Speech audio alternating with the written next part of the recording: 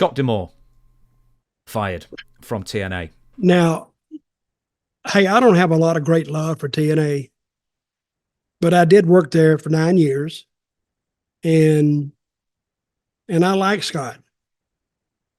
And he took it when it went to when they changed Impact. What's the name of their show now? It's TNA again. The show's Impact still, but the company's TNA again. Okay, and Axis took it, and they got all of a sudden TNA or Impact is showing signs of coming back. And I kind of like their show. It's pretty good. But all of a sudden, they come off a good pay-per-view and they let Scott D'Amore go. And I'm going, wait a minute. He's the guy who stayed or that you didn't fire and wanted him to help you.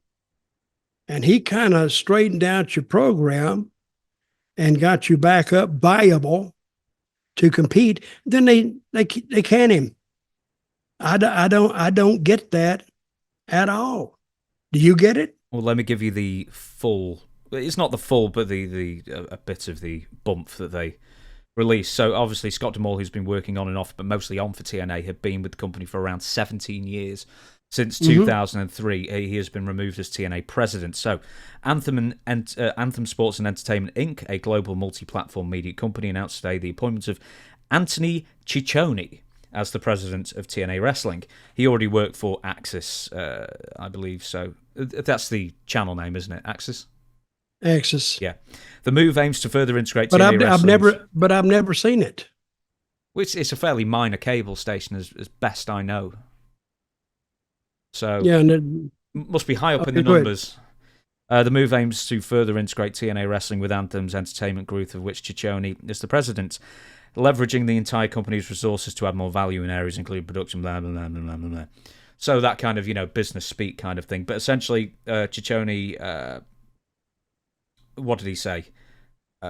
Anyway, he already worked for Axis or Anthem or whoever it was. So there was an internal Zoom meeting with the new TNA president, which reportedly didn't go down very well because, one, D'Amore is well-liked, and his tenure with the company and is very, very long, and the talents were not allowed to ask Anthony Ciccione any questions. So it was a pre-prepared statement and then goodbye. And at the point during the call, it was referenced that D'Amore had stepped down, which wasn't the case. He was fired. He was fired from the president. He was removed from TNA president, and then fired. Well, for his supporters in the company, that's just a straight out lie. Because if he just stepped down, he would have been making statements backstage or to one of his friends or that I can't do it anymore and I'm going to leave. No, he was summarily, I guess that's the word, gotten rid of. But I kind of worry about that company now because I worked there for 9 years, and it was kind of in shambles then. They may have put it back together. And this guy, Ciccione, I guess, that's the name I give him, Ciccione. It's Ciccione, I think it is. Anyway, Mr. C.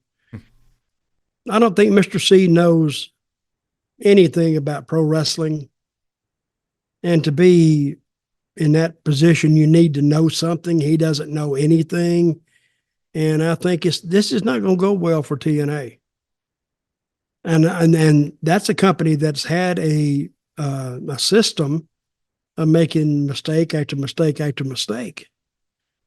But at one time, and I'll tell you in a minute why I think what happened, I heard from the inside scoop. Hey, I had a scoop. Mm-hmm.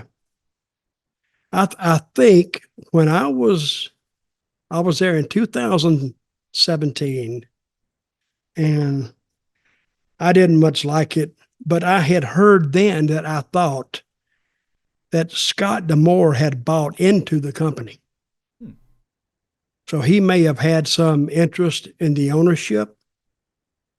And I don't know if he still has ownership or not. Even if he did then, I just heard that. But the reason I think that he was let go or released, I don't like to use the word fired because that has an aura of like they were mad at him. I don't think they were mad at him. They couldn't agree with him. I think it was a budget. I think he wanted to bring in some big names, but those big names requirements, as in salary request, were just too TNA was outrageous.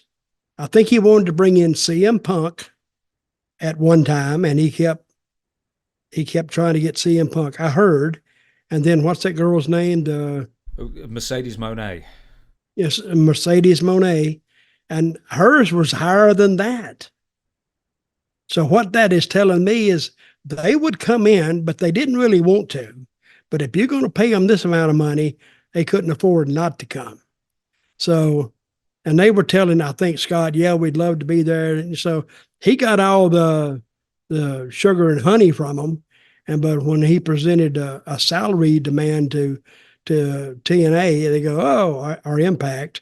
He said, hey, there's no way we can do that. So I think there were some hurt feelings over that, or some shattered relations over that. And I think that's what happened. So that's another conspiracy. That's another theory of mine. But I talked to Scott, I think via text, and he seemed very happy. And I congratulated on the show. I watch the show every now and then, or catch bits and pieces of it off social media. So it looked pretty good to me.